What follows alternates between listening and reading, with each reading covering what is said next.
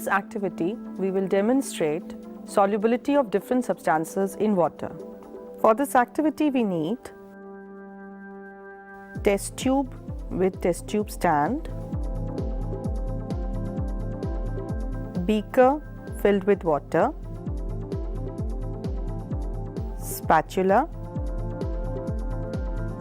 dropper, sugar, salt, sawdust, sand, chalk powder.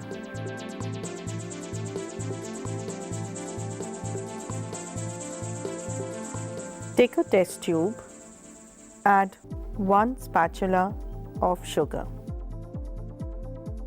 Shake the test tube and keep it back in the test tube stand.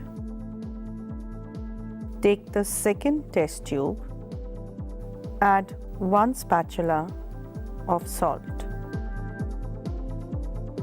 Shake the test tube and keep it back in the test tube stand. To the third test tube, add 1 spatula of sawdust. Shake the test tube and keep it back in the test tube stand.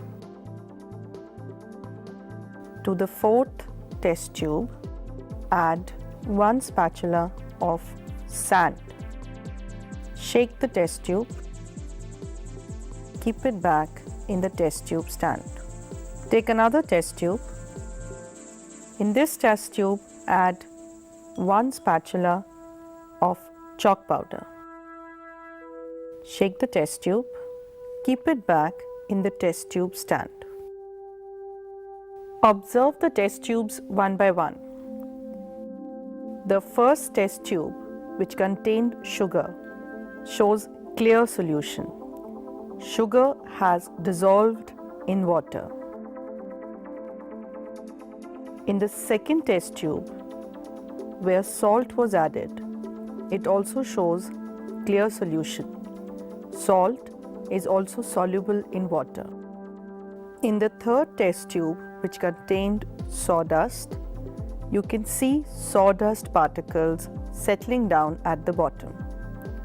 Sawdust is insoluble in water. In the fourth test tube, which contained sand, you can see particles of sand settle down at the bottom. Sand also does not dissolve in water. In the fifth test tube, which contained chalk powder particles are also seen at the bottom. Chalk powder is also insoluble in water. On the basis of this, we can group substances as soluble and insoluble. Sugar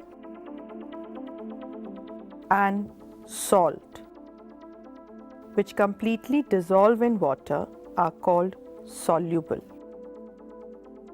Sawdust, sand, and chalk powder, which settle down at the bottom and are not soluble in water, are called insoluble substances.